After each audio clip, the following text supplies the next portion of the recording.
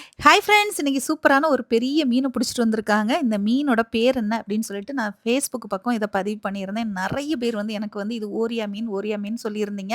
வெல மீன்ல இது ஒரு வகை மீன் அப்படின்னு சொல்லியிருந்தாங்க. அதே டேஸ்ட் தான் ரொம்ப நல்லாருக்கும்னு சொன்னாங்க. உண்மையிலே இந்த மீன் நான் ஏற்கனவே சாப்ட்டுருக்கேன். இதனோட பேர் வந்து ஓரியா மீன் தான். சரியா?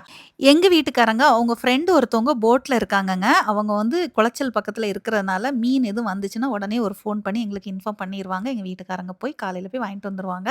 அப்படிதான் இன்னைக்கு எங்களுக்காக இந்த மீன் வச்சிருந்தாங்க. நாங்க போய் வாங்கிட்டு வந்திருந்தோம்.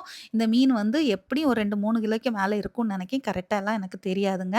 இது கிலோ வந்து 250 டூ 300லருந்து ஸ்டார்ட் ஆகுது அப்படின்னு சொல்லியிருந்தாங்க. சரியா? அப்படியே உங்க ஊர்கள்லயும் இந்த மீனுக்கு என்ன பெயர் அப்படின்னு தெரிஞ்சவங்க மறக்காம கமெண்ட் பண்ணுங்க. சரியா?